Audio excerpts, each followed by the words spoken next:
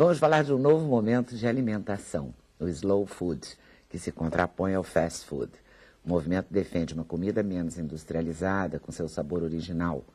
O médico Carlos Braghini vai falar do movimento e fala também do livro Ecologia Celular, onde aborda a alimentação na prevenção do envelhecimento. A base do livro, a ideia, que foi passado para a gente em algum momento da vida, de que o mais importante era a informação genética e de que os genes codificavam tudo que acontecia na vida da gente. Então, se a gente ia envelhecer, se a gente ia adoecer, determinadas doenças, tudo era definido pelos genes.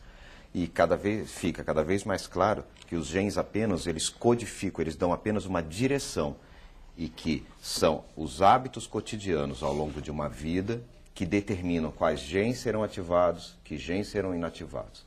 Então, você passa a ser senhor do seu próprio destino.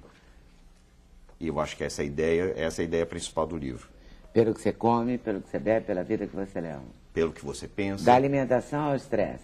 Com quem você vive, aonde você trabalha, com o que você coloca para dentro, o que você não coloca para dentro, o que você passa no teu corpo, o que você respira. Quer dizer, são pequenas coisas que são cotidianas ao longo da vida e que muitas delas são acumulativas. Isto é, as mulheres sofrem muito em relação a isso. Elas começam a aplicar, passar no seu corpo produtos de beleza carregados de substâncias químicas, que substâncias individualmente, são em quantidades muito pequenas, mas elas são acumulativas. Então, a menina, eu tenho uma filha, minha mais nova, a Gabriela, tem 11 anos.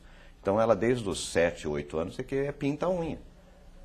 Então, ela com 7, 8, quando ela tiver com 30, 40 anos, quer dizer, a quantidade de substâncias que foi se acumulando no organismo dela vai trazer um desequilíbrio hormonal mais tarde. Isso serve para o shampoo que ela aplica, para o perfume que ela aplica, para a pintura de cabelo. Então, a mulher acaba sofrendo mais do que o homem em relação a esse processo por conta dessas acumulações progressivas ao longo da vida.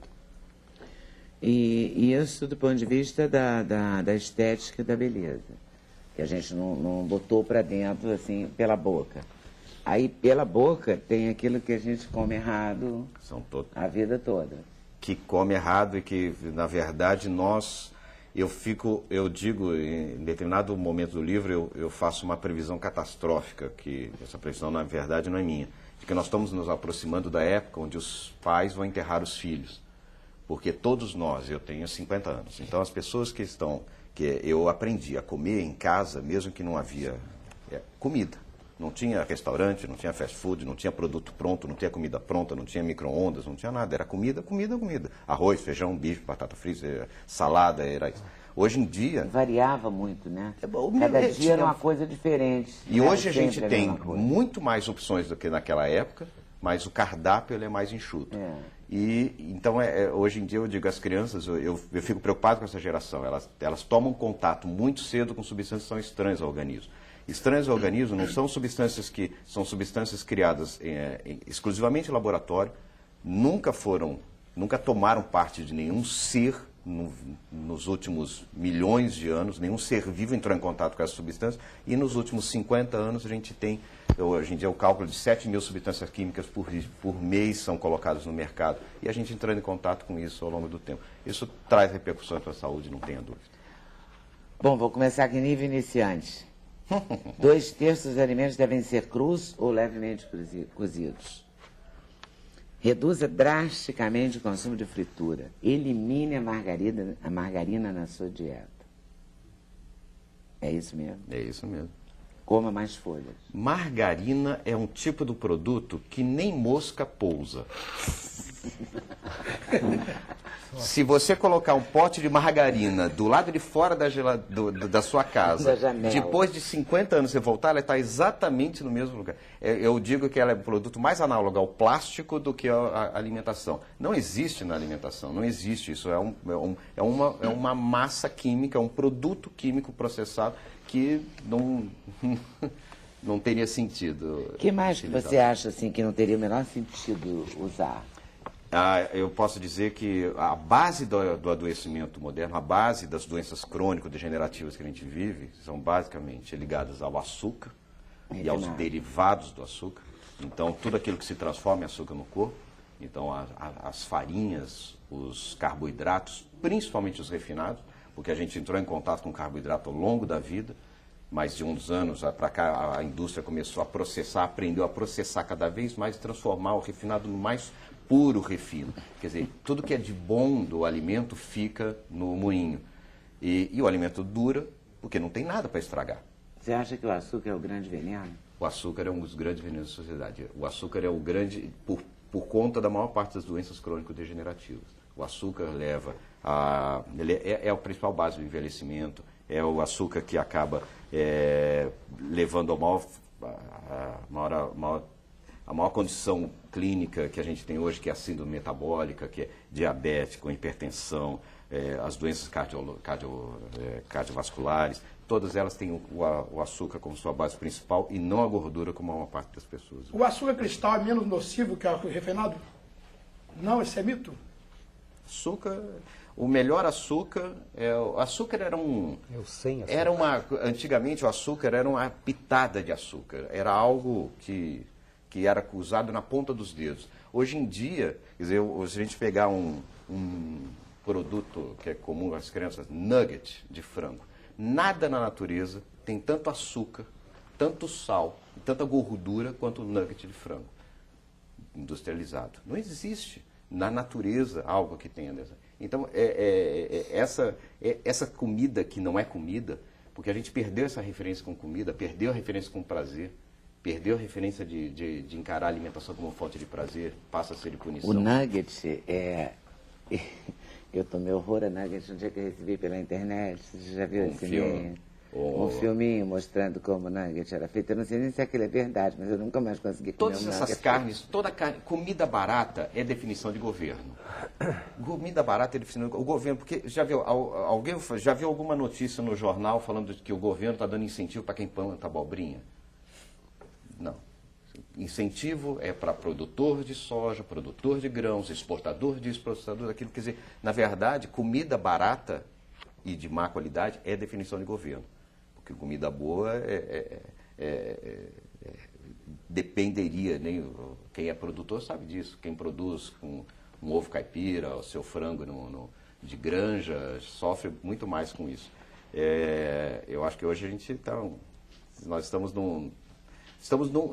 o mais engraçado, eu acho que é isso, quer dizer, o movimento Slow Food, que é um movimento que começou na Itália, nada mais é do que uma tentativa de resgatar esses valores. Comer coisas mais naturais. De comer coisas naturais, de voltar Comer àqueles padrões comida. que era como era antigamente. Agora, Comer esse com resgate calma. é revisitado, por conta de, antigamente, eu me lembro que na minha infância eu acrescentava açúcar ao Nescau, que já é um elemento muito doce. E frituras, tudo isso eu acho que também, eu na minha infância vivi o boom da fritura. Eu digo que... Que a gente também não tinha informação nenhuma de que não devia. Tínhamos, não né? tínhamos. Na minha casa tinha berinjela milanesa, abobrinha milanesa, Na mesma couve-flor refeição, né? milanesa. Por que isso? Não é?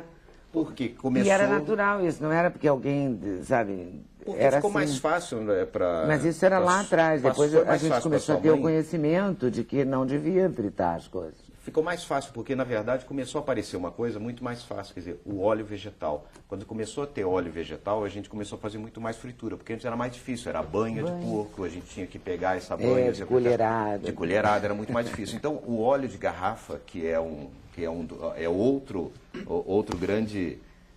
responsável por uma parte de doenças cardíacas, responsável por boa parte das doenças cardíacas é o óleo vegetal e não as gorduras, não é a manteiga, não é a banha, não é o leite, é o óleo de soja, milho, canola, girassol. E Você coloca tudo no mesmo saco? Todos eles são iguaizinhos.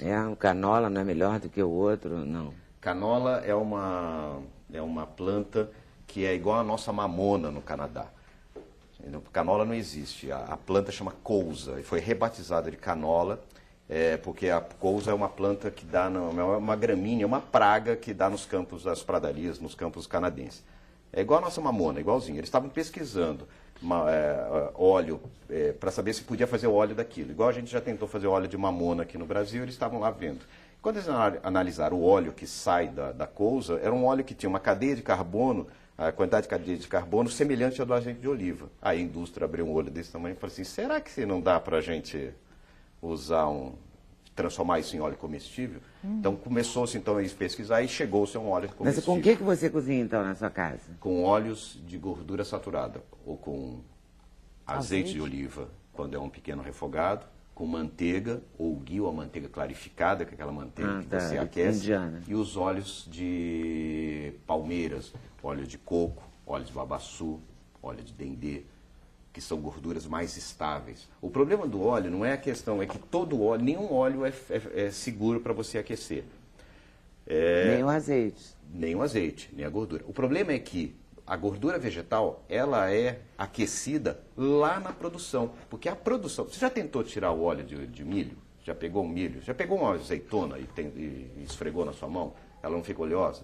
Se você pegar uma azeitona. Sim, mas se você pegar um milho e esfregar, não tem. Não. Então, para sair o óleo de lá, você tem que fazer um processamento muito extenso. Então, é alta temperatura, o óleo fica escuro, igual o óleo de carro, quando a gente troca o óleo do motor. Então, eu tenho que clarificar, eu tenho que começar a colocar aditivo para transformar esse óleo em alguma coisa que seja palatável.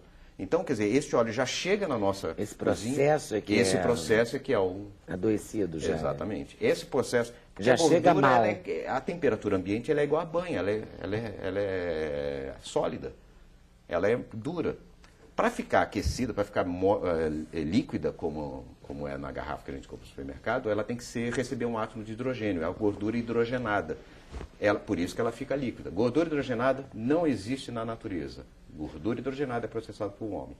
A nossa maquinaria enzimática, a nossa célula, não tem enzimas para processar algo que ela nunca entrou em contato. Pode ser que daqui a 100 anos a gente tenha seres, nossos tataranetos sejam mutantes e consigam processar uma gordura hidrogenada, mas hoje não.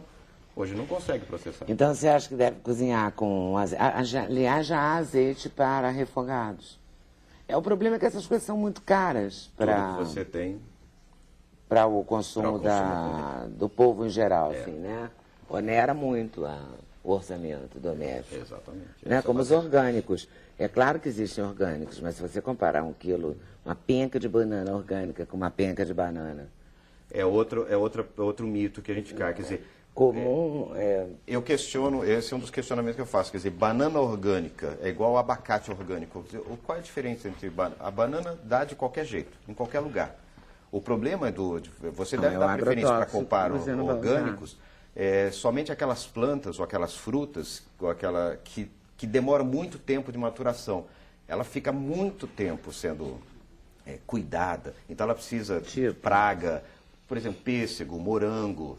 São frutas que dependem de um cuidado muito grande. Banana dá de qualquer jeito, o abacate fica lá em cima, ninguém pulveriza. Então não se preocupe em relação a isso.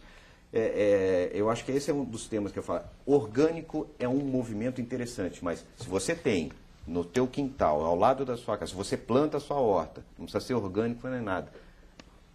Se você tem um produtor, alguém que entrega para você ovo de galinha caipira, que é a galinha que cisca, que é a galinha que come milho, que é a galinha que come larva no chão, e não a galinha de granja, que é alimentada com ração. Essa ração pode ser orgânica e a galinha pode ser tarifada como orgânico.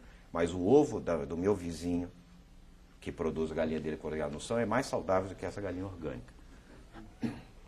Mas a gente tem que comer algum tipo de coisa. A galinha que vende no supermercado, que não é orgânica, todo mundo fala que toma um monte de antibiótico, de não sei o quê. É disso que eu falo, que é questão...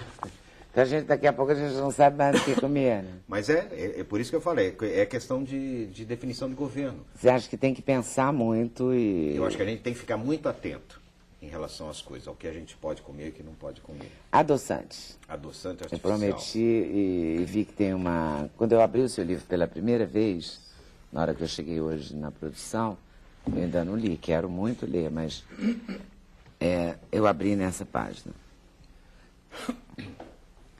Uma única lata de refrigerante diet adoçada com aspartame por dia aumenta significativamente o risco de desenvolver um linfoma ou leucemia. O que é preocupante. Eu já acho que é aterrorizante, assim. Você tem certeza? Talvez nos centros americanos de controle de toxicologia, a substância que tem o maior número de reações adversas é o aspartame. O aspartame nunca foi utilizado, o aspartame, que é uma parte dos adoçantes artificiais. A indústria adorou quando o aspartame foi liberado para usar em alimento, porque não era liberado, não era Dizem liberado. até que foi uma pesquisa falsa que gerou a liberação do aspartame, porque condenou-se o ciclamato, lembra que a sacarina e o ciclamato davam câncer? O que, anos 60? Nos anos 60. Aí foi para a entrada do aspartame. Dizem que a pesquisa que gerou isso foi uma pesquisa falsa. Eu não posso provar isso, mas já li isso em vários livros, tem várias pessoas que escrevem artigos sobre isso. O aspartame foi liberado para consumo na década de 80, e na época do governo do Ronald Reagan, nos Estados Unidos, e o executivo principal da Searle, que era a empresa que cuidava do aspartame, era o Donald Rumsfeld, que foi depois secretário de defesa do governo Bush. Então, para você ver como é que as coisas caminham, ou como nós somos...